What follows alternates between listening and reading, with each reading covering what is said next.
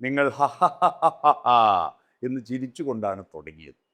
പണ്ട് നാടകങ്ങളിൽ സംഭാഷണങ്ങൾ പറയാൻ മറന്നുപോകാതിരിക്കാൻ കർട്ടൻ്റെ പിറകിൽ ഒരു പ്രോംപ്റ്റർ ഉണ്ടാകുമായിരുന്നു. അപ്പോൾ അയി പറഞ്ഞു കൊടുക്കുമ്പോൾ അടിച്ച് നിന്നെ ഞാൻ 3 ഹ എന്ന് പറഞ്ഞു. 3 ഹ 3 ഹ ഇയാൾ ഹ ഹ ഹ എന്ന് പറയണ്ടല്ലോ. പക്ഷേ നാടകത്തിലെ കഥാപാത്രവും അടിച്ച് നിന്നെ ഞാൻ 3 ഹ എന്ന് പറഞ്ഞു. ഹ എന്ന അക്ഷരം ചിരിയുടെ അക്ഷരമായിട്ടാണ് നമ്മൾ അവതരിപ്പിക്കുന്നത്. എൻ്റെ നാട്ടിൽ നിന്ന് ഇംഗ്ലീഷ് ഒരു സിനിമ താക്കീസ് മാറി കയറിപ്പോയി കുഞ്ഞമ്പ നമ്പ്യാർ. അവിടെ പോയിട്ട് ഒന്നും മനസ്സിലായില്ല. നാട്ടിൽ വന്നിട്ട് പറഞ്ഞു, ചിരി മാത്രം മലയാളത്തിലുണ്ട്, ബാക്കിയൊന്നും എനിക്ക് മനസ്സിലായി. ചിരി മാത്രം മലയാളത്തിൽ. മനുഷ്യന് മാത്രം ലഭിച്ചിരിക്കുന്ന അത്ഭുതകരമായ ഒരു സിദ്ധിയാണ് ചിരിക്കുക. ചിരിക്കാൻ അറിയുന്ന ഒരേ ഒരു ജന്തു മനുഷ്യൻ. എന്നാൽ ഇപ്പം അടുത്ത കാലത്ത് പ്രഷർ പോലുള്ള രോഗങ്ങൾ വർദ്ധിച്ചു വരുന്നു. വിഷാദ രോഗം വർദ്ധിച്ചു വരുന്നതിൻ്റെ കാരണം കുടുംബത്തിലും അയൽവീടുകളിലും കല്യാണ വീടുകളിലും എന്തിന് മരണ വീടുകളിൽ പോലും ഇപ്പോൾ ചിരി കുറഞ്ഞുകൊണ്ടിരിക്കുക. പണ്ട് മരണ വീടുകളിൽ ചിരി ഉണ്ടായിരുന്നു ഇല്ലേ? ബോഡിയുടെ അടുത്തു നിന്നൊന്നും ചിരിക്കില്ല, ദൂരെ നിന്ന് ആൾ ഇങ്ങനെ കാത്തിരുന്ന് കാത്തിരുന്ന് കാത്തിരുന്ന് ഇങ്ങനെ ചിരിക്കും അല്ലേ? പോസ്റ്റ്മോർട്ടം ചെയ്ത ബോഡി കൊണ്ടുവരുമ്പോൾ വിളിച്ചു ചോദിക്കുന്ന ഒരു പരിപാടി, എവിടെയെത്തി എവിടെയെത്തി. എൻ്റെ ജീവിതത്തിൽ പലപ്പോഴും പല പരിപാടികളും ഏറ്റെടുത്തിട്ട് വൈകിപ്പോയാൽ കാർ ഓടിച്ച് വരുമ്പോൾ ഇടക്കിടക്ക് ഫോണ് വിളിക്കുമ്പോൾ എനിക്കതാണ് ഫീൽ ചെയ്യുക. എവിടെയെത്തി എവിടെയെത്തി, ബോഡി എവിടെയെത്തി എന്ന മറ്റുള്ള വിളിച്ചു ചോദിക്കുക. എന്നാൽ ഇന്ന് വിവാഹ വീടുകളിലെല്ലാം മരണാനന്തര ബഹുനാമധാരിയെ തേടി അലയുന്ന യുവാക്കൾ മാത്രമേ കാണുന്നുള്ളൂ. രസം അവർക്ക് വേണ്ട. മരണാനന്തര ബഹുനാമധാരി അറിയാവോ? നമ്മളെല്ലാം ബഹുനാമധാരികളാണ്. നമുക്കെല്ലാം പല പേരുണ്ട്. പക്ഷെ മരണാനന്തരം നമ്മൾ ഏകനാമധാരിയാണ്. ഒന്നിക്ക് ശവം അല്ലെ മയ്യത്ത്, ഇതേ വരുള്ളൂ. എന്നാൽ മരണം വരെ ഒരു പേര് മാത്രമേ ഉള്ളൂ കോഴിക്ക്. പക്ഷെ മരണാനന്തരം 28 പേരുണ്ട് കോഴിക്ക്. Chicken kebab, chicken kadai, pepper chicken, ginger chicken, chicken 65, chicken പറന്നടിച്ച്, ചിക്കൻ ചില്ലി, 28 മോഡൽ കോഴിയുണ്ട്. അതാ ഞാൻ പറഞ്ഞത്, മരണാനന്തര ബഹുനാമധാരിയെ തേടിയിട്ടാണ് യുവാക്കൾ ഓടുന്നത്. അവർക്ക് ചിരിക്കാൻ നേരമില്ല. ഈ മൊബൈലിൽ വരുന്ന രസങ്ങളും തമാശകളും കണ്ട് കണ്ട് കണ്ട് കണ്ട് ഒറ്റയ്ക്ക് ചിരിക്കുകയാണ്. ചിരി എന്നത് ഒരു സ്വകാര്യ വികാരമല്ല, ഒരു സാമൂഹ്യ വികാരമാണ്. സന്തോഷം പങ്കുവെക്കുമ്പോൾ വർദ്ധിക്കുകയും ദുഃഖം പങ്കുവെക്കുമ്പോൾ കുറയുകയും ചെയ്യും. സന്തോഷം പങ്കുവെക്കുമ്പോൾ വർദ്ധിക്കും, ആനന്ദം വർദ്ധിക്കും. എന്നാൽ ദുഃഖമാണെങ്കിൽ പങ്കുവെക്കുമ്പോൾ കുറയുകയും ചെയ്യും. എന്നാൽ ഇന്ന് ദുഃഖവും സന്തോഷവും പങ്കുവെക്കുന്നവരുടെ എണ്ണം കുറഞ്ഞു വരികയാണ്. കൂടുതൽ കരയുന്നവർക്ക്, കൂടുതൽ ചിരിക്കുന്നവർക്ക് രോഗങ്ങൾ കുറയും. ഇവിടെ കുറേ ഡോക്ടർമാരുണ്ട്. രോഗങ്ങൾ കുറയും. തെളിവ് ഞാൻ തരാം. ഹാർട്ട് അറ്റാക്ക് സ്ത്രീകൾക്ക് കുറവല്ലേ? പുരുഷന്മാർക്കാ കൂടുതൽ. അതിൻ്റെ ശാസ്ത്രീയമായ കാര്യം എന്താണെന്ന് ഡോക്ടർമാർ പറയും. പക്ഷേ അതിൻ്റെ സാമൂഹ്യ പശ്ചാത്തലം ഞാൻ പറയാ, സ്ത്രീകൾ ചിരിക്കാനും കരയാനുള്ള ഒരു ചാൻസും കളയാറില്ല. എൻ്റെ നാട്ടിലൊക്കെ ഒരു മരണപ്പെട്ട വീട്ടിൽ മിനിമം 5 ട്രിപ്പ് കരയും സ്ത്രീകൾ. മരിച്ച ഉടനെ കരഞ്ഞ് സമാധാനമായിട്ട് തലേ ദിവസത്തെ സീരിയലിൻ്റെ കഥയൊക്കെ പറഞ്ഞ് ഇനി ഇരിക്കുമ്പോൾ അനിയത്തി വന്ന് അവൾ കരയുമ്പോൾ കൂടെ കരഞ്ഞു കൊടുക്കണ്ടേ? കുറച്ച് കഴിഞ്ഞപ്പോൾ ആങ്ങള വന്നു, അവനെ കാണുമ്പോൾ കരഞ്ഞു, അവസാനം കുളിപ്പിക്കാൻ കൊണ്ടുപോകും കരഞ്ഞ്, കുഴിയിലേക്ക് എടുക്കുമ്പോൾ കരഞ്ഞ്. 5 ട്രിപ്പായോ? പുരുഷന്മാർക്ക് എന്താ സങ്കടം വരില്ലേ? സങ്കടത്തിന് ആണ് പെണ്ണ് വ്യത്യാസമില്ല. എല്ലാവർക്കും ഒരുപോലെ സങ്കടം വരും. പക്ഷേ സങ്കടം വരാൻ ഒറ്റ മാർഗമേ ഉള്ളൂ, എന്ത്? കണ്ണീരൊഴുക്കുക. പക്ഷെ സൃഷ്ടിയിൽ പറ്റിയ ഒരു അബദ്ധം, കണ്ണിനും മൂക്കിനും കൂടി ഒരു ഗേറ്റേ ഉള്ളൂ. കണ്ണിൻ്റെ ഗേറ്റ് തുറക്കുമ്പോൾ ഓട്ടോമാറ്റിക്കായി മൂക്കിലൂടെ വെള്ളം വരും. അപ്പോൾ ഈ ശബ്ദമാണ് കരയുന്നത് മറ്റുള്ളവരറിയുന്നത് അല്ലേ? ആ ശബ്ദം കേട്ടിട്ടാണ് ഇയാൾ കരയുന്നുണ്ടെന്ന് നമ്മൾ അറിയാം. അപ്പൊ കരഞ്ഞാൽ ഡീസന്റ്. ഞാൻ പിന്നെ ആരോഗ്യവകുപ്പ് ഡയറക്ടറേറ്റിലെ ഡോക്ടറായിരുന്നു. കരഞ്ഞ ഡീസന്റ് മോശമല്ലേ? പഞ്ചായത്ത് പ്രസിഡന്റ് കരഞ്ഞ മോശമല്ലേ? അതുകൊണ്ട് പുരുഷന്മാർ സങ്കടം വന്നാൽ കരയാതെ വിഴുങ്ങും, നെഞ്ചു കെട്ടി ചത്തുപോകും. കരയാനും ചിരിക്കാനും താല്പര്യമുള്ളവരുടെ തലമുറ കുറഞ്ഞു വരികയാണ്. നമ്മുടെ യുവാക്കൾ നോക്കൂ, ഒരു മരണ വീട്ടിൽ പോയാൽ കരയുന്നില്ല, ഒരു വിവാഹ വീട്ടിൽ പോയാൽ വട്ടത്തിൽ ഇരുന്നിട്ട് ചിരിക്കുന്നില്ല. എല്ലാവരും ഉണ്ടാവും ഈ ചക്ക ചാരി വെച്ചതുപോലെ മതിലിൽ ചാരി വെച്ചിട്ട് അവരുടേതായ ഒരു ലോകത്തായിരിക്കും. അടുത്ത സുഹൃത്തിന്റെ കണ്ണിൽ നോക്കണമെങ്കിൽ, അവന്റെ മുഖം കാണണമെങ്കിൽ അവൻ സെൽഫി എടുത്ത് മുന്നിൽ വരണം, അല്ലാതെ അവന്റെ നേരിട്ട് ജൈവികമായി മുഖത്തു നോക്കി സംസാരമില്ല. ചിരി പടരുന്നത് തമാശ കേട്ടിട്ട് മാത്രമല്ല, മുഖഭാവവും ശബ്ദവും ചലനങ്ങളൊക്കെ കൊണ്ടാണ്. ആ ചിരി പുഞ്ചിരി, ആ പുഞ്ചിരിയുടെ വികാസ പ്രക്രിയ നമ്മുടെ സമൂഹത്തിൽ ബോധപൂർവം ഉണ്ടാക്കാൻ ഒരുപാട് ആളുകൾ നമുക്കുണ്ടായിരുന്നു.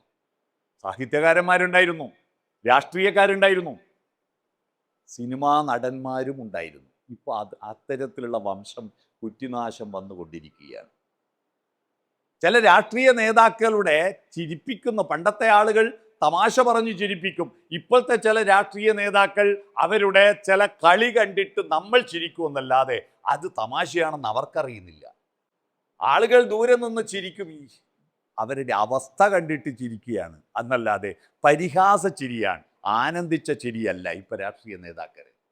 നായനാർ പ്രസംഗിക്കുന്നു എന്ന് ഒരു വെറുതെ ഒരു അനൗൺസ്മെന്റ് നടത്തിയാൽ ആയിരങ്ങൾ, പാർട്ടി തീരുമാനിക്കണ്ട,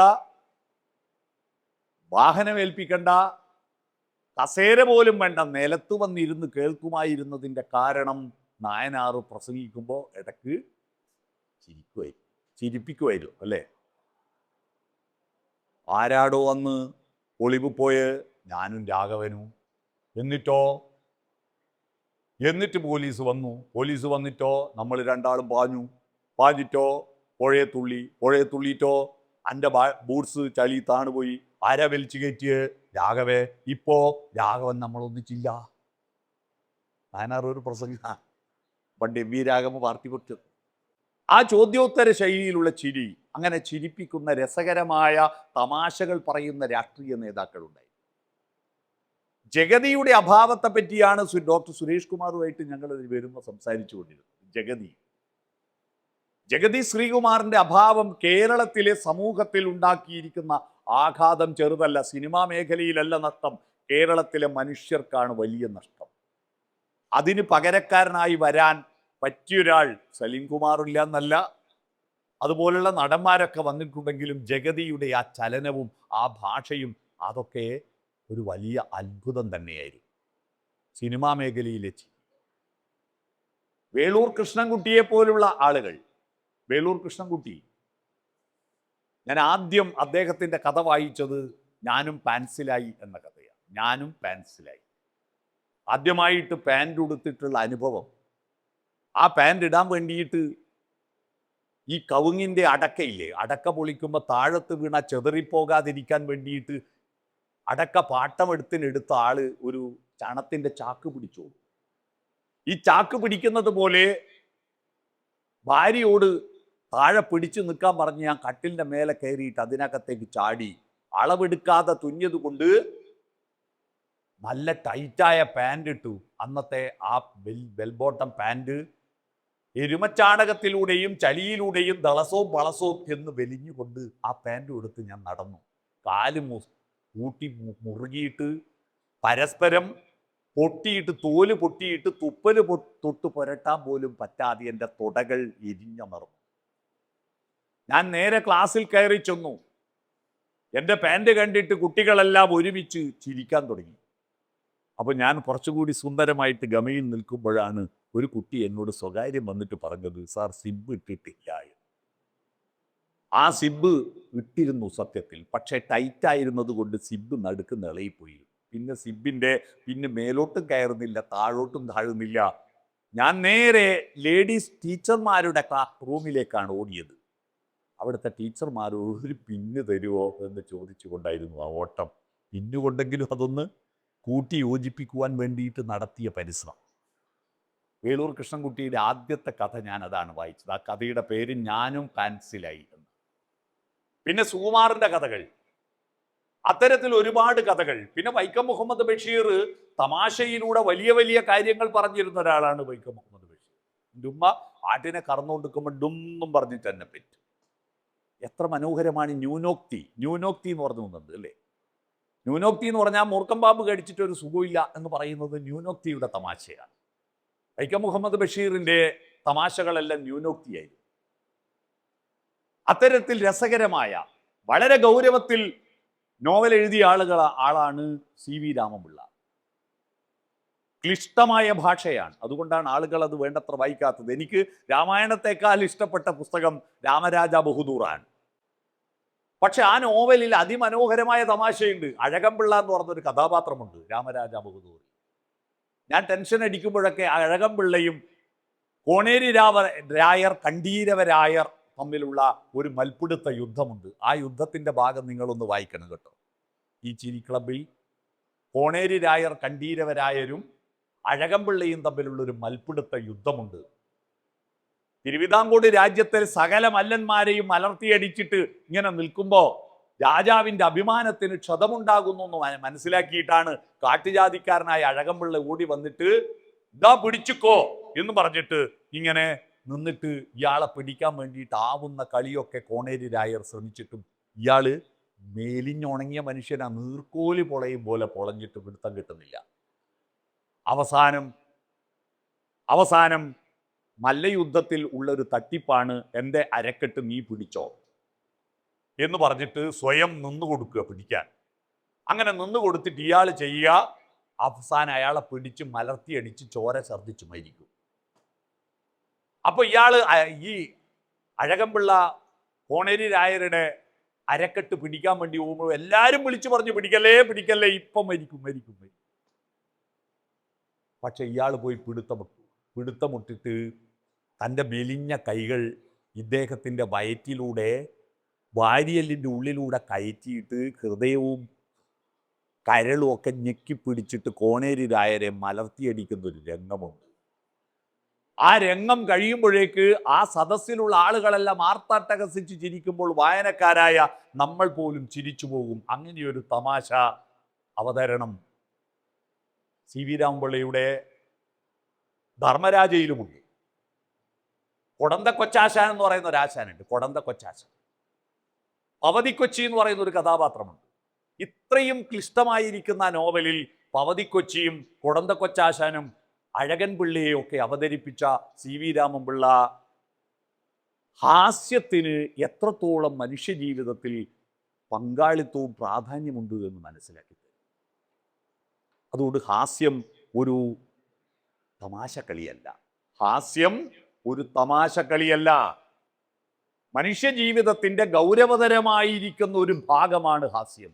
മനുഷ്യജീവിതത്തിൻ്റെ ലക്ഷ്യം എന്താ നമ്മുടെ ലക്ഷ്യം? നമ്മുടെ കുട്ടികളല്ലേ A+ വാങ്ങുന്നു അല്ലേ? ഫുൾ A+ വാങ്ങുന്നു. എന്നിട്ട് എൻട്രൻസ് കോച്ചിങ്ങിന് ചേർന്നിട്ടോ റാങ്ക് ലിസ്റ്റിൽ പേര് വരുന്നു. നീറ്റായാലും നീറ്റല്ലെങ്കിലും റാങ്ക് ലിസ്റ്റ് വരുമല്ലോ. റാങ്ക് ലിസ്റ്റിൽ പേര് വരുന്നു. പേര് വന്നിട്ടോ പ്രൊഫഷണൽ കോഴ്സിൽ അഡ്മിഷൻ എടുക്കുന്നു. എന്നിട്ട് പ്ലേസ്മെന്റ് കിട്ടുന്നു. പ്ലേസ്മെന്റ് കിട്ടിയിട്ടോ ജോലി കിട്ടുന്നു. ജോലി കിട്ടിയിട്ടോ ശമ്പളം വാങ്ങുന്നു. ശമ്പളം വാങ്ങിയിട്ടോ കൊട്ടാരം പോലത്തെ ഒരു വീടെടുക്കുന്നു. ആദ്യം അതാണ്, കൊട്ടാരം പോലത്തെ ഒരു വീടെടുക്കുന്നു. വീടെടുത്തിട്ടോ ആനക്ക് കടക്കാൻ പറ്റാത്ത മതിൽ കിട്ടുന്നു. ചുറ്റുവട്ടം ആന മതിൽ കിട്ടുന്നു. ഭയങ്കര മതിലാണ്. എന്നിട്ടോ റിമോട്ട് കൺട്രോളിന്റെ ഗേറ്റ് പിടിപ്പിക്കുന്നു. ഞാൻ കഴിഞ്ഞ ദിവസം എൻ്റെ നാട്ടിലൊരു പഞ്ചായത്തിൻ്റെ പരിപാടിയിൽ അധ്യക്ഷൻ പഞ്ചായത്ത് പ്രസിഡന്റ്, ഞാൻ പ്രസിഡന്റിനോട് പറഞ്ഞു, റിമോട്ട് കൺട്രോളിൻ്റെ ഗേറ്റ് പിടിപ്പിച്ച വീട്ടുകാർക്ക് മുഴുവൻ ഹാൻഡിക്യാപ്ഡിൻ്റെ പെൻഷൻ കൊടുക്കണം. അതെന്തിനാ? വലിയ പൈസക്കാരല്ലേ അത് കിട്ടുന്ന, പിന്നെ എന്തിനാ അവർക്ക് പെൻഷൻ? ഞാൻ പറഞ്ഞു, ഭിന്നശേഷിക്കാരുടെ പെൻഷൻ, വികലാംഗ പെൻഷൻ എന്നുള്ള വാക്കിപ്പോൾ ഇല്ല, ഭിന്നശേഷി പെൻഷൻ കൊടുക്കണം. അതെന്തിനാന്ന് ചോദിച്ചപ്പോൾ പറഞ്ഞു, ഈ വരാന്തയിൽ നിന്ന് ഗേറ്റ് തുറക്കാൻ ഒന്ന് മുറ്റത്തിറങ്ങാൻ 2 കാലും തളർന്നു പോയ ടീമല്ലേ ആ വീട്ടിലുള്ളതല്ല. ഒന്ന് ഗേറ്റ് തുറക്കാൻ മുറ്റത്തിറങ്ങുന്നില്ല, പിന്നെ ഈ 2 കാൽ എന്തിനാ തന്ന? പ്രകൃതിയോ തമ്പുരാനോ ദൈവമോ എന്തിനാ തന്ന? എന്നിട്ട് ഇഷ്ടം പോലെ ചെടി വാങ്ങി പിടിപ്പിക്കുന്നുണ്ട്. എന്താ ചെടിക്ക് കച്ചവടം എന്ന് അറിയാം? മിക്ക വീട്ടിൽ അടിപൊളി ചെടിയാണ്. എത്ര മനോഹരമായ പൂക്കളാ, ആര് കാണാൻ? നാട്ടുകാരെ കാണാൻ വിടൂല, മതിൽ കെട്ടി മറച്ചിട്ടുണ്ട്. വീട്ടുകാർ കാണുമോ? വാതിൽ തുറക്കൂല. ഒരൊറ്റ വീടിന്റെ വാതിൽ തുറക്കില്ല. ഒരു വീടിന്റെയും വാതിൽ തുറക്കാതെ വീട്ടിന്റെ അകത്ത് കുഴിച്ചിട്ടിന് ഇല്ലത്തിനെയും ഒരു വീടിന്റെയും വാതിൽ തുറക്കില്ല. രാവിലെ പണ്ടത്തെ ജോലി എന്താ? രാവിലെ ഉണർന്ന മുന്നിലത്തെ വാതിൽ തുറക്കല. എന്നാ വാതിൽ തുറക്കൂല, അതിനകത്തിരിക്കും. എന്നിട്ട് രാത്രി 9:30-10 മണിക്ക് ഗേറ്റ് തുറക്കും. എന്തിനാ? ഗേറ്റ് തുറക്കുന്ന അപ്പുറത്തെ വീട്ടിലെ വല്യമ്മക്ക് സുഖമില്ല, ചെന്നോക്കോനാ. ഇപ്പുറത്തെ വീട്ടിലെ പയ്യന് ഏത് കോളേജിൽ അഡ്മിഷൻ കിട്ടിയെന്ന് അന്വേഷിക്കാനാ. ഒന്നിനുമില്ല. ഗേറ്റ് തുറക്കുന്നത് എന്തിനാണെന്നറിയോ? മനുഷ്യനിൽ വിശ്വാസം ഇല്ലാത്തതുകൊണ്ട് ഒരു പട്ടിയെ വാങ്ങി പോറ്റിയിട്ടുണ്ടാവും. ആ പട്ടിയെ തൂറാൻ കൊണ്ടാക്കാൻ മാത്രം ഗേറ്റ് തുറക്കും. കണ്ടില്ലേ? അതിന് വേണ്ടിയിട്ട് ചങ്ങലയും പിടിച്ചു പോവും. അങ്ങനെ പോകുമ്പോൾ ഒരാൾ വഴിയിൽ നിന്ന് ചോദിച്ചത്, ഈ കഴുതേനെയും കൊണ്ട് എങ്ങോട്ടാന്ന്. അപ്പൊ പറഞ്ഞു, ഇത് പട്ടിയാടോ കഴുതിയല്ല, നിന്റെ കണ്ണ് കാണുന്നില്ലേ? അപ്പൊ പറഞ്ഞു, അത് പട്ടിയാന്ന് എനിക്ക് മനസ്സിലായി, ഞാൻ പട്ടിയോട് ചോദിച്ചതാ ഈ കഴുതേനെയും കൊണ്ട് എങ്ങോട്ടാന്ന്. മനസ്സിലായില്ലേ? അത്തരത്തിലുള്ള ഒരു കഴുതയായി മാറാനാണോ നമ്മൾ ഈ അറിവും വിദ്യാഭ്യാസവും എല്ലാം എന്ന് നമ്മുടെ പുതിയ തലമുറയോട് ചോദിക്കണം. ഈ ചിരി ക്ലബിന് നമ്മൾക്ക് ചിരിച്ചാൽ മാത്രം പോരാ, ചുറ്റുവട്ടമുള്ള ലോകത്തെ ചിരിപ്പിക്കാൻ കഴിയണം, ചിന്തിപ്പിക്കാൻ കഴിയണം. നമുക്ക് അത്രയേ സമയമുള്ളൂ. ഇവിടെ ഇരിക്കുന്നവരിൽ മഹാഭൂരിപക്ഷം ആളുകളും 50-60 വയസ്സ് കഴിഞ്ഞവരാണ്. 90 വയസ്സ് വരെ ജീവിക്കാൻ കഴിയട്ടെ എന്ന് ഞാൻ ആശംസിക്കുകയാണ്. 100 പറയാത്തത് അത്യാർത്ഥി വേണ്ട എന്നുള്ളത് കൊണ്ടാണ്. 90 വയസ്സ് വരെ ജീവിക്കുമ്പോൾ നമ്മുടെ ജീവിതത്തിന്റെ ഓരോ പ്രക്രിയക്ക് നീക്കിവെക്കുന്ന സമയത്തെ ഒന്ന് മുറിച്ചു നോക്കാം. ഏതാണ്ട് കൃത്യമായിരിക്കില്ല. ഏതാണ്ട് 90 വയസ്സ് വരെ ജീവിക്കുന്ന ഒരാള് 30 വർഷം ഉറങ്ങണ്ടേ? 30 വർഷം ഉറങ്ങണം. ദിവസം 8 മണിക്കൂർ ഉറങ്ങണ്ടേ? 24-ന്റെ 3-1 8. അപ്പൊ 90-ന്റെ 3-1 30 അല്ലേ? 30 കൊല്ലം യഥാർത്ഥത്തിൽ നമ്മൾ ഫുൾ ഉറക്ക. 30 വർഷമല്ല, 90 വർഷം ഉറങ്ങുന്നുണ്ട്. അതല്ല ഞാൻ പറഞ്ഞത്. 30 കൊല്ലം ഫുൾ ഉറക്ക. നമുക്കത് മനസ്സിലാവാത്തത് ഇൻസ്റ്റാൾമെന്റ് ആയിട്ട് ഉറങ്ങുന്ന കൊണ്ടാ. ഹോൾസെയിലായിട്ട് കൂട്ട്. 30 കൊല്ലം നമ്മൾ ഉറങ്ങുകയായിരുന്നു എന്ന് പറഞ്ഞാൽ ഈ ഭൂമിയിൽ നമ്മൾ ഉള്ളത് എത്ര വർഷ? നമ്മൾ അറിയുന്നത് 60 വർഷ. നമ്മളുള്ളത് നമ്മൾ അറിയുന്ന 60 വർഷ. ഉറങ്ങുമ്പോൾ നമ്മൾ അറിയോ നമ്മൾ എവിടെയുണ്ടെന്ന്? ഗ്യാരണ്ടിയുള്ള മരണമല്ലേ ഉറക്കം? ഗ്യാരണ്ടി ഇല്ലാത്ത ഉറക്കമല്ലേ മരണം? ഗ്യാരണ്ടിയുള്ള മരണമാണ് ഉറക്കം. നാളെ രാവിലെ ഉണരുമെന്ന ഗ്യാരണ്ടി ഇല്ലെങ്കിൽ ഒരൊറ്റ ആൾ ഉറങ്ങുമോ? ഇല്ല. കാരണം മരണമാണ് ഭയങ്കര പേടി. ഈ മരണത്തെ പേടിച്ചിട്ട സകല ദൈവങ്ങളും ഉണ്ടാവുന്നത്. മതങ്ങളുടെ കരുത്തു മുഴുവൻ മരണമാണ്. മരണം വരുമൊരു നാൾ, ഓർക്കുക മർത്യാ നീ, തൽക്കാല ദുനിയാവ് കണ്ടു നീ മയങ്ങാതെ, എപ്പോഴും മരണം നിൻ കൂടെയുണ്ട് മറക്കാതെ, മന്നവനാട്ടെ യാചകനാട്ടെ വന്നിടുമൊടുവിൽ വഞ്ചിത നടുവിൽ ആത്മവിദ്യാലയമേ. കറുമറ കമുകര പുരുഷോത്തമന്റെ പാട്ടില്ലേ? മരണമാണ് മതങ്ങളുടെ പ്രധാനപ്പെട്ട പ്രചരണായുധം അല്ലേ? മരണത്തെ പേടിച്ചിട്ടാ കമ്മ്യൂണിസ്റ്റുകാർ ജാഥക്ക് പോകുമ്പോൾ ഇൻകുലാബ് സിന്ദാബാദ് മുദ്രാവാക്യം വിളിക്കുമ്പോൾ അവിടെ ആറ്റുകാല അമ്പലത്തിൻ്റെയോ അല്ലെ പടക്കനാഥന്റെ അമ്പലത്തിൻ്റെയോ അല്ലെങ്കിൽ പത്മനാഭസ്വാമി ക്ഷേത്രത്തിന്റെ മുന്നിലോ അല്ലെങ്കിൽ ഇതിന് വീട്ടിന്റെ മുറ്റത്തോ വിളക്കുണ്ടെങ്കിൽ ഈ ജാഥ പോകുന്ന പലരും ഇങ്ങനെയാക്കുന്നുണ്ടാവും. എന്തിനാണെന്നറിയോ? എന്തിനാണ്? അഥവാ മരിച്ചിട്ട് അങ്ങ് എത്തിയാൽ എന്തെങ്കിലും ഒരു ആവശ്യം വന്നെങ്കിൽ ജില്ലാ സെക്രട്ടറിന്റെ കത്തെടുക്കൂലല്ലോ. അവിടെ നിൽക്കട്ടെ എന്ന് വിചാരിച്ചിട്ടാ. മരിച്ചു കഴിഞ്ഞാൽ എന്തെങ്കിലും ഒരു ആവശ്യം വന്നെങ്കിൽ അതിനു വേണ്ടിയാ ഈ ദൈവത്തെ ഉപയോഗിക്കുന്നത്. അപ്പൊ 30 വർഷം നമ്മൾ ഗ്യാരണ്ടിയില്ലാത്ത മരണമാണ്, ഉറക്കമാണ്. 60 വർഷമേ നമ്മൾ ജീവിച്ചിരിക്കുന്ന അറിയുന്നുള്ളൂ. ഉറക്കത്ത് നമ്മൾ അറിയുന്നില്ല നമ്മളുണ്ടെന്ന്. അടുത്ത് കിടക്കുന്ന ആൾ അറിയും കൂർക്കം വലി കേട്ടിട്ട്. നമ്മളറിയില്ലല്ലോ നമ്മളുണ്ടെന്ന്. ആ 60 വർഷത്തിൽ 15 വർഷം ഭക്ഷണത്തിന് മാത്രം നീക്കി വെക്കണം കേട്ടോ. ഭക്ഷണം വാരി തിന്നാ പോരല്ലോ. ഭക്ഷണം ഉണ്ടാക്കണ്ടേ, പാചകം ചെയ്യണ്ടേ, വിളമ്പണ്ടേ, തിന്നണ്ടേ, കൈ കഴുകണ്ടേ, അതിന് വെയിറ്റ് ചെയ്യണ്ടേ. ചില ഹോട്ടലുകൾ നിങ്ങൾ ശ്രദ്ധിച്ചിട്ടുണ്ടോ? വലിയ പൈസക്കാര ഹോട്ടലിൽ പോയാൽ നമ്മൾ വേറെ ഒരു പണിയില്ലാത്തത് കൊണ്ട് ഇന്ന് ഈ ഹോട്ടലിൽ നിന്ന് തിന്നാൻ വേണ്ടി മാത്രമാണ് കുളിച്ചൊരുങ്ങി വന്നത്. അവൻ എല്ലാവരും വന്ന് അതിൻ്റെ ഓർഡർ എടുത്തിട്ട് ഇവൻ അവിടെ പോയിട്ട് റിപ്പോർട്ട് ചെയ്തിട്ട് ഇത് കിട്ടണമെങ്കിൽ ഒരു മണിക്കൂറല്ലാവും. എന്നാൽ പൈസ കുറഞ്ഞ കടയിൽ, തട്ടുകടയിൽ പെട്ടെന്ന് തന്നെ ഓംലെറ്റ് കട്ടന്നാക്കിയിട്ട് പെട്ടെന്ന് തരും. പൈസ കുറഞ്ഞ കടയിൽ പോയാൽ വേഗം ഭക്ഷണം കിട്ടും. പൈസ കൂടിയ ഹോട്ടലിൽ പോയാൽ കാത്തിരുന്ന് മുഷിഞ്ഞിട്ട് വിശപ്പ് വരുമ്പോൾ ആ വിശപ്പാണ് രുചി ഉണ്ടാക്കുന്നത് അല്ലേ? ഭക്ഷണത്തിന് രുചി കൊടുക്കുന്ന സാധനം വിശപ്പാണ്. വിശന്നിട്ട് ആർത്തി ഉണ്ടാവണം. ആർത്തി പിടിച്ചിട്ട് വേണം ഇവന്റെ എന്ത് വൃത്തികെട്ട ഭക്ഷണവും തിന്നുമ്പോൾ രുചിയുണ്ടെന്ന് തോന്നിപ്പിക്കാൻ വേണ്ടിയിട്ടുള്ള സൂത്രമാണ്. അതിൽ പോയിട്ട് നമ്മൾ വീട് കൊടുക്കുക. കുറെ കുടുംബസമേതം പോയിട്ട് അവിടെ ഇങ്ങനെ കാത്ത് കെട്ടിക്കിടക്കുക. ഇവന്റെ പൈസയും കൊടുത്തിട്ട് ഇവനെയും കാത്തിരിക്കുന്ന അഭയാർത്ഥിയെ പോലെ നിൽക്കേണ്ടി വരുന്ന ഗതികേടാണ് പല ഹോട്ടലിലുള്ളത്, അല്ലേ? അപ്പൊ തിന്നാൻ മാത്രം 15 കൊല്ലം വേണം ഒരായുസിൽ. അപ്പൊ 60 15 പോയ ഇനി എത്രയാ ബാക്കി? 45. പകുതി പോയി. 90 പകുതി പോയി. അതിൽ കക്കൂസിലിരിക്കാൻ 5 കൊല്ലം വേണം. കക്കൂസിലിരിക്കാൻ 5 കൊല്ലം വേണം എന്ന് പറയുമ്പോൾ നിങ്ങൾക്ക് അതിശയോക്തിയായി തോന്നും. ഒരു 70 വയസ്സ് കഴിഞ്ഞാൽ എത്ര പ്രാവശ്യം കക്കൂസ് പോകണം? അല്ലേ? കൊണ്ടേ അല്ലേ? കൊണ്ടേ പലതവണ ടോയ്ലറ്റിൽ പോകണം, മൂത്രിക്കാൻ പോകണം.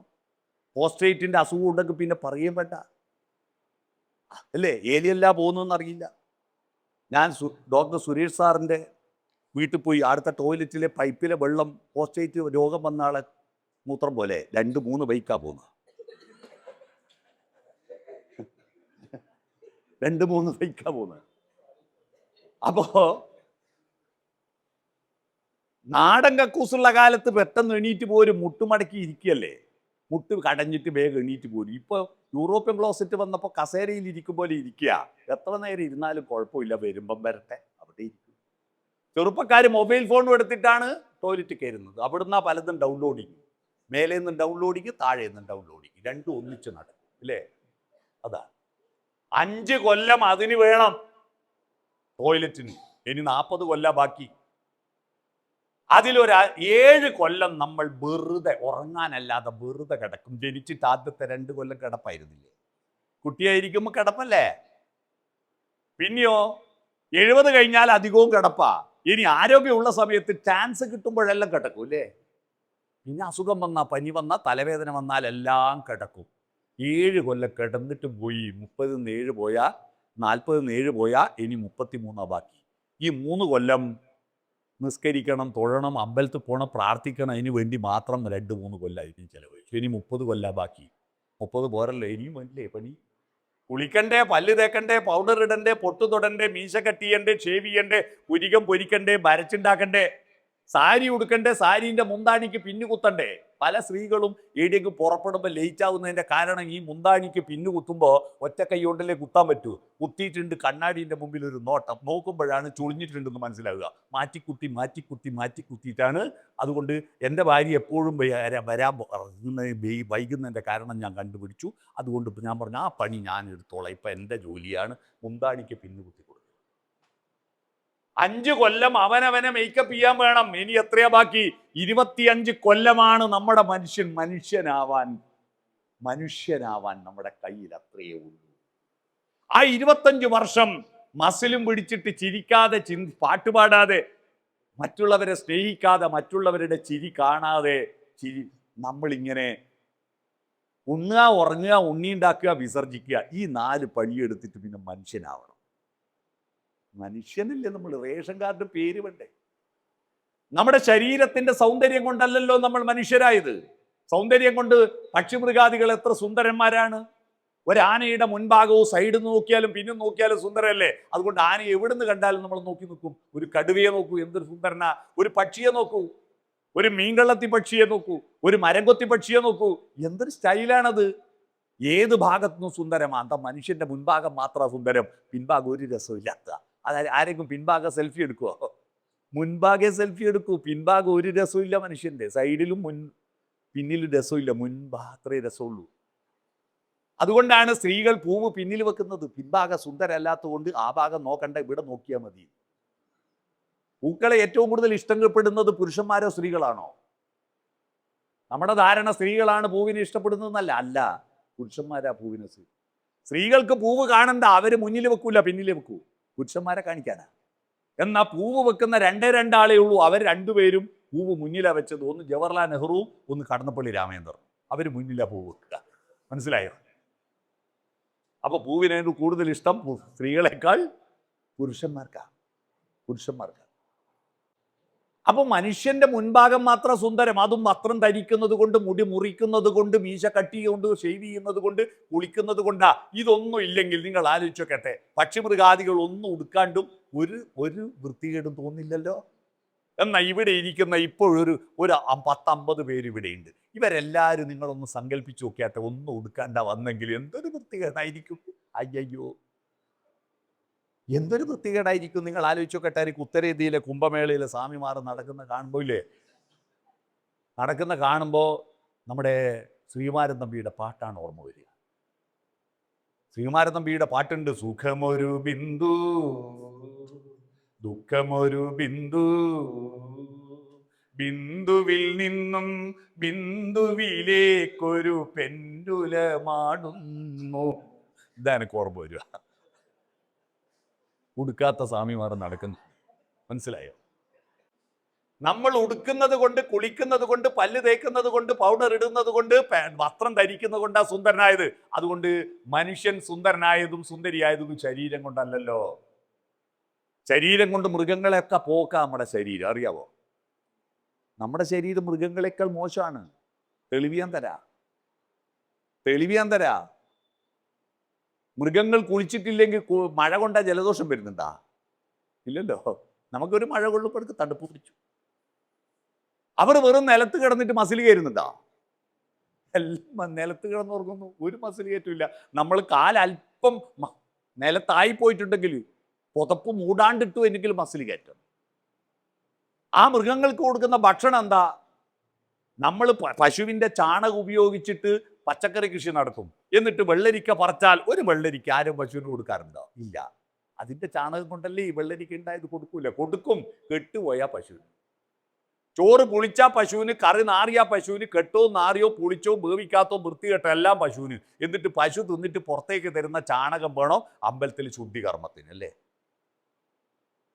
ഒരു നാട്ടിൽ പശുവൊന്നുമില്ല, അമ്പലത്തിൽ ശുദ്ധികർമ്മം നടത്താൻ പഞ്ചഗവ്യം വേണം, ചാണകം വേണമെന്ന് പറഞ്ഞു. അപ്പോൾ കമ്മിറ്റി പ്രസിഡന്റ് പറഞ്ഞു, തിരുമേനി ഒറ്റ പശുവില്ല, തൽക്കാലം ഇറച്ചിയും മീനൊന്നും കൂട്ടാത്തല്ലേ അങ്ങയുടെ ശരീരം, അങ്ങയുടെ ചാണകം മതിയോ ശുദ്ധികർമ്മത്തിന് എടുക്കുമോ? നമ്മൾ എത്ര നല്ലത് തിന്നാലും പുറത്ത് വരുമ്പോഴേക്കും വൃത്തികെട്ടതാ, അല്ലേ?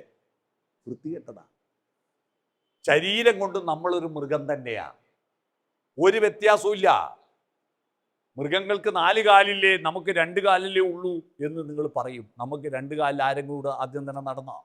നമ്മളെല്ലാം 4 കാലിൽ നടന്നവരല്ലേ ആദ്യം. പിന്നെ പല കുറി വീഴുമ്പോൾ നടക്കാൻ പഠിക്കും, പലവട്ടം കരയുമ്പോൾ ചിരിക്കാൻ പഠിച്ചതാ. നമുക്കും 4 കാല, നിങ്ങളിരിക്കുന്ന കസേരക്ക് 4 കാല, മേശക്ക് 4 കാല, ബെഞ്ചിന് 4 കാല, ഡെസ്കിന് 4 കാല. കാലിന് കാല് എന്ന് പേര് വന്നത് 4 ആയതുകൊണ്ടാ. കാരണം 4-ൽ 1 ഒരു കാല്. 4-ൽ 1 കണക്കിന്റെ മാഷ് പഠിപ്പിച്ച 1/4 എന്നല്ലേ, 1/4 കാല് എന്ന് പറയുക. കാലിന് കാല് എന്ന് പേര് വന്ന 1/4 ആയതുകൊണ്ടാ. കാല് പ്ലസ് കാല് സമം അരിയല്ലേ? ഇതാ ഒരു കാല് പ്ലസ് മറ്റേ കാല് സമം ഇതല്ലേ അര. ചുമരിന് ചുമരെന്ന് പേര് വന്നത് ചുമന്നു നിൽക്കുന്ന കൊണ്ടാ. മേൽക്കൂരയെ ചുമന്നു നിൽക്കുന്നത് ചുമര്. ദോശക്ക് ദോശ എന്ന് പേര് വന്നത് ദോ എന്ന് പറഞ്ഞാൽ ഹിന്ദിയിൽ 2 തട്ടുമ്പോൾ ഒഴിക്കുമ്പോൾ ഷ് എന്ന് ഒച്ച വരും, മറിച്ചിടുമ്പോൾ ഷ് എന്ന് ഒച്ച വരും. 2 തവണ ഷ് എന്ന് ഒച്ച വരുന്നുണ്ടാ ദോശ എന്ന് പേര് വന്നു. ഇത് ഞാനൊരു സ്കൂളിൽ പറഞ്ഞപ്പോൾ ഒരു പയ്യൻ ചോദിച്ചു, എന്നാൽ പൊറോട്ടക്ക് എങ്ങനെയാ പൊറോട്ട? ഞാൻ പറഞ്ഞു 2 പൊറോട്ടയായോണ്ടാണ്. അല്ലേ, 2 പൊറോട്ടയാണ്. പുതപ്പ് എന്ന് പേര് വന്നത് പുതച്ചിട്ടൊന്ന് മറിഞ്ഞ് കിടക്കുമ്പോൾ പുതപ്പങ്ങ് പോവും, തണുപ്പ് വരുമ്പോൾ തപ്പി നോക്കുക ചെയ്യുക, ടോർച്ചടിച്ച് നോക്കൂല. തപ്പ് തപ്പ്. മനസ്സിലായോ? ഇങ്ങനെ ഈ പുതപ്പ് എന്ന് പേര്. നമ്മുടെ ശരീരം നമുക്ക് 4 കാല.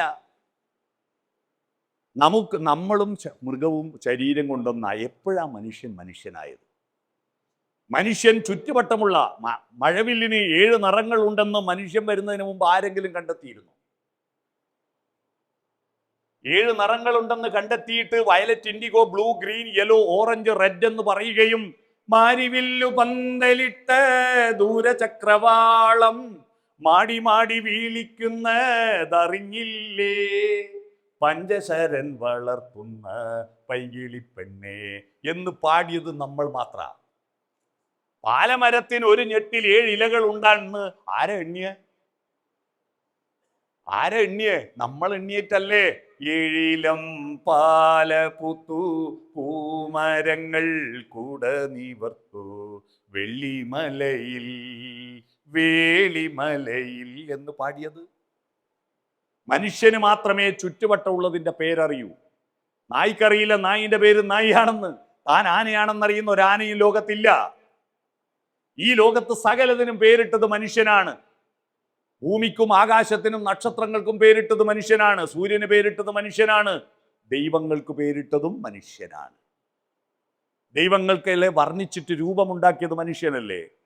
ശ്രീകൃഷ്ണൻ എങ്ങനെയാണെന്ന് നമ്മൾ എങ്ങനെയാ മനസ്സിലാക്കി? ശ്രീകൃഷ്ണൻ സെൽഫി എടുത്ത് അയച്ചെന്നോ?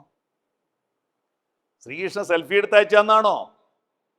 മഹാഭാരതം കിളിപ്പാട്ടിൽ കർണപർവത്തിൽ പാർത്ഥസാരഥിയായി തേര് തെളിക്കുന്ന കൃഷ്ണനെ എഴുത്തച്ഛൻ വർണ്ണിക്കുന്നു. നിരന്ന പീലികൾ നിരക്കവേ കുത്തി നെറുകയിൽ കൂട്ടി തിറമൊടു കെട്ടി കരിമുകിലൊത്ത ചിഗൂരഭാരവും മണികൾ മിന്നുന്ന മണിക്കിരീടവും. ഇത് വർണ്ണിക്കുന്ന കണ്ടിട്ട് ചിത്രകാരന്മാർ വരച്ചു വെച്ചതും ശില്പികൾ കൊത്തിവെച്ചതുമാണല്ലോ ദൈവങ്ങൾ. അല്ലാതെ ദൈവം ഇങ്ങനെയാണെന്ന് ഒരു ദൈവവും പറഞ്ഞിട്ടില്ല. ബ്രഹ്മാവ് മുഖത്തുനിന്ന് സൃഷ്ടിച്ചവൻ ബ്രാഹ്മണനും, കയ്യിൽ നിന്ന് സൃഷ്ടിച്ചവൻ ക്ഷത്രിയനും, തൊടയമെന്ന് സൃഷ്ടിച്ചവൻ വൈശ്യനും, കാലിൻ്റെ അടിയിൽ നിന്ന് സൃഷ്ടിച്ചവൻ ശൂദ്രനുമാണെന്ന് മനുസ്മൃതി പറഞ്ഞ, അല്ലാതെ ബ്രഹ്മാവ് പറഞ്ഞിട്ടില്ല. സൃഷ്ടി എന്ന വാക്കില്ല, മനുഷ്യൻ എന്ന വാക്കില്ലാതെ ബ്രഹ്മാവ് എങ്ങനെ സൃഷ്ടിക്കൂ? ഇതൊരു മാഷ്, എൻ്റെ നാട്ടിൽ നിന്ന് ഒരു മാഷ് ക്ലാസ്സിൽ പറഞ്ഞപ്പോൾ ഒരു പയ്യൻ ഒരു സംശയം ചോദിച്ചിട്ട് ആ പയ്യനെ ക്ലാസ്സിൽ പുറത്താക്കി. പയ്യൻ ചോദിച്ചു, ബ്രഹ്മാവിൻ്റെ ഭാര്യയല്ലേ സരസ്വതി? അതെ. പിന്നെ അവക്കെന്തായിരുന്നു ജോലി എന്ന് ചോദിച്ചു. ഇയാൾ ഈ കൈമന്നും കാലുമന്തെല്ലാം സൃഷ്ടിക്കുമ്പോൾ അവിടെ അവക്കെന്തായിരുന്നു പണി? ഒരു പയ്യൻ ചോദിച്ചാ. മനസ്സിലായില്ലേ? മനുഷ്യൻ വന്നതിന് ശേഷമാണ് പ്രാർത്ഥന തുടങ്ങിയത്. ലോകത്തെല്ലാം ഉണ്ടായത് മനുഷ്യൻ വന്നതിന് ശേഷമാണ്. കാലബോധമുണ്ടായത്, ഡേറ്റ് ഉണ്ടായത്. രാവും പകലും ഇരുട്ടും വെളിച്ചോണ്ടെന്നല്ലാതെ ഈ രാത്രിയൊന്നും പകലൊന്നും വിളിച്ചില്ല. രാവും ഇരുട്ടും വെളിച്ചവും ചേർന്ന ഒരു ദിവസമെന്നും 7 ദിവസം ചേർന്ന വാരമെന്നും 2 വാരം ചേരുമ്പോൾ പക്ഷമെന്നും 2 പക്ഷം ചേരുമ്പോൾ ഒരു മാസമെന്നും 6 മാസം ചേരുമ്പോൾ അയനമെന്നും 2 അയനം ചേരുമ്പോൾ ഒരു വർഷമെന്നും 12 വർഷം ചേരുമ്പോൾ വ്യാഴവട്ടമെന്നും പറഞ്ഞതാരാ? മനുഷ്യൻ. കാലബോധം, ത്രികാലബോധം, ഭൂതകാലം, വർത്തമാനകാലം, ഭാവികാലം. മനുഷ്യനെ കാലബോധമുള്ളൂ. മനുഷ്യൻ വരുന്നതിന് മുമ്പ് ഭൂതകാലമില്ല. എവിടെ നിന്നോ വന്നു ഞാൻ ഇവിടെ വന്നപ്പോ ഇവിടെയുള്ള ചേച്ചിയുടെ പേര് മറന്നുപോയി. ജലജന്റെ പ്രത്യേകത അങ്ങോട്ട് വായിച്ചാലും ഇങ്ങോട്ട് വായിച്ചാലും ജലജയാ. അതാണ് ജലജന്റെ പ്രത്യേകത. അതാ അങ്ങോട്ട് വായിച്ചാലും മലയാളം പോലെയാ. മലയാളം എന്നുള്ളത് ഇംഗ്ലീഷിൽ എഴുതിയാൽ തിരിച്ച് അങ്ങോട്ട് വായിച്ചാലും ഇങ്ങോട്ട് വായിച്ചാലും മലയാളമാണ് അല്ലേ? ഒരു KPSCയുടെ നാടകഗാനത്തിന് പാടി അഭിനയിക്കുന്ന ഒരു വീഡിയോ എന്നെ കാണിച്ചു തന്നു. തലയ്ക്കുമീതെ ശൂന്യാകാശം, താഴെ മരുഭൂമി, തപസ്സു ചെയ്യും വേഴാമ്പൽ ഞാൻ, ദാഹജലം തരുമോ. ആ പാട്ടിൻ്റെ കൂട്ടത്തിൽ അശ്വമേധ നാടകത്തിൽ മറ്റൊരു പാട്ടുണ്ട്. ആരോഗ്യ പ്രവർത്തകരെ ലോക മനസാക്ഷിയോട് ചോദിച്ചൊരു ചോദ്യമുള്ള നാടകമാണ് അശ്വമേധം. സർ, രോഗം ഒരു കുറ്റമാണോ എന്നൊരു ചോദ്യമാണ്. അന്താരാഷ്ട്ര ചോദ്യമായിരുന്നു ആ ചോദ്യം. രോഗം ഒരു കുറ്റമാണോ? അതിൽ ഒരു പാട്ടുണ്ട്. പാമ്പുകൾക്ക് മാളമുണ്ട്, പറവകൾക്ക് ആകാശമുണ്ട്, മനുഷ്യപുത്രന് തല ചായ്ക്കാൻ മണ്ണിലിടമില്ല. ആ പാട്ടിൽ ഒരു ചോദ്യമുണ്ട്. എവിടെ നിന്നോ വന്നു ഞാൻ, എവിടേക്കോ പോണു ഞാൻ, വിളക്കുമരമേ വിളക്കുമരമേ വെളിച്ചമുണ്ടോ. അന്ന് നാടകം കണ്ടവരെല്ലാം വിചാരിച്ചത് സ്ട്രീറ്റ് ലൈറ്റ് കത്താത്തത് കൊണ്ട് കുഷ്ഠരോഗി പാടുന്ന. ആ പാട്ട് ചാന്ദാഗ്യോപനിഷത്തിലെ ഉദ്ദാലകാരുണി ശ്വേതകേതു സംവാദമാ. മനുഷ്യന്റെ പ്രത്യേകത ഭൂതകാലമുണ്ട്, എവിടുന്നാ വന്നെന്നറിയും. പക്ഷിമൃഗാദികൾക്ക് ഭൂതകാലമില്ല. ഈ വേണാട്ടരജന്മാർ ഭരിച്ചിരുന്ന നാടാണ് തിരുവിതാംകൂർ എന്നറിയുന്ന ഏതെങ്കിലും ഒരു കുതിരയോ പട്ടിയോ പൂച്ചയോ ഉണ്ടോ? ഇല്ല. കടന്നു വന്ന വഴികൾ അറിയും. ഭാവി കാലമുണ്ട്, എവിടേക്കോ പോണു.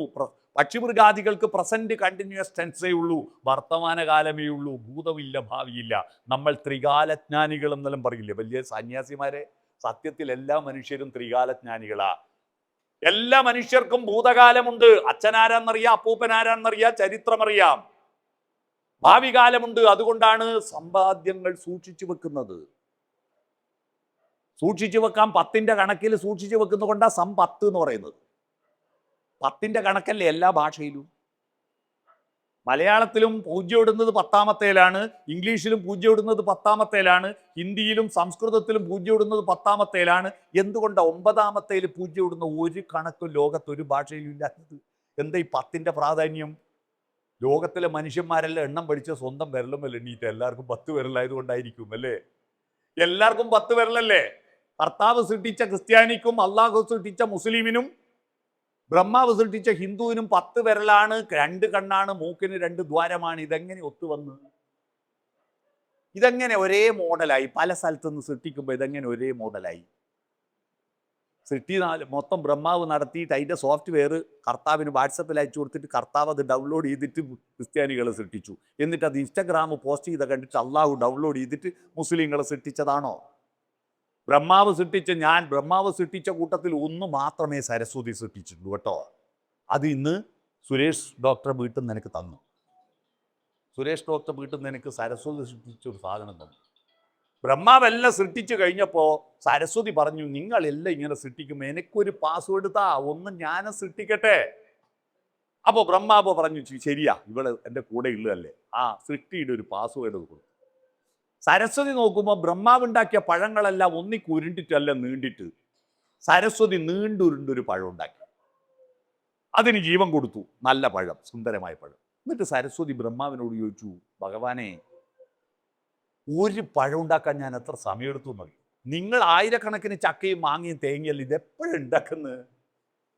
അപ്പോൾ ബ്രഹ്മാവ് പറഞ്ഞു, ഞാൻ അങ്ങനെ എല്ലാം ഒന്നും ഉണ്ടാക്കണ്ട, ഒന്നുണ്ടാക്കിയാൽ മതി. അതിനകത്തൊരു വിത്തുണ്ട്, വിത്ത് മുളച്ച് മരമാകും, മരം പൂത്ത് കായാവും, കായക്കകത്ത് പഴുത്ത് പഴമാകും, പഴത്തിൽ വീണ്ടും വിത്തുണ്ടാവും. അങ്ങനെ വിത്ത് മരം കായ പഴം, വിത്ത് മരം കായ പഴം, അങ്ങനെ ഇത് റൊട്ടേറ്റ് ആയിട്ട് സസ്റ്റൈനബിൾ ആയിട്ട് ലോകാവസാനം വരെ ഇങ്ങനെ പോകും. അപ്പൊ വിത്തുണ്ടോ? അയ്യോ, ഞാനറിയില്ലല്ലോ, അതിൻ്റെ ഉള്ളിൽ വിത്ത് ഞാൻ കണ്ടിട്ടില്ല, വിത്തില്ലാതെ ഞാൻ പഴം സൃഷ്ടിച്ചത്. ഇനിയിപ്പോൾ നീ ഒന്നുകൂടി പാസ്വേഡ് കൊടുത്തു വിത്തുണ്ടാക്കാൻ പറഞ്ഞു. പഴത്തിന് ജീവൻ കൊടുത്തു പോയത് കൊണ്ട് വിത്ത് പഴം കീറാതെ പഴത്തിൻ്റെ പുറത്തൊട്ടിച്ചു കൊടുത്തു. അങ്ങനെ ആ കശുവണ്ടീൻ്റെ വിത്ത് പുറത്തായേതാ, മനസ്സിലായോ? ബാക്കി എല്ലാറ്റിൻ്റെയും വിത്ത് അകത്താണ്, കശുവണ്ടീൻ്റെ വിത്ത് പുറത്തായി പോയത് അങ്ങനെയാണ് അല്ലേ? ഞാൻ പറഞ്ഞു വന്നത്, എല്ലാ സൃഷ്ടിയിലും ഓർത്താൽ ഒരൊറ്റ തറവാട്ടുകാർ നാം എന്ന് ഉള്ളൂര് പറഞ്ഞത് ഈ 10ന്റെ കണക്ക് നോക്കിയാൽ മനസ്സിലാവും. 10ന്റെ കണക്ക് നോക്കിയാൽ മനസ്സിലാവും.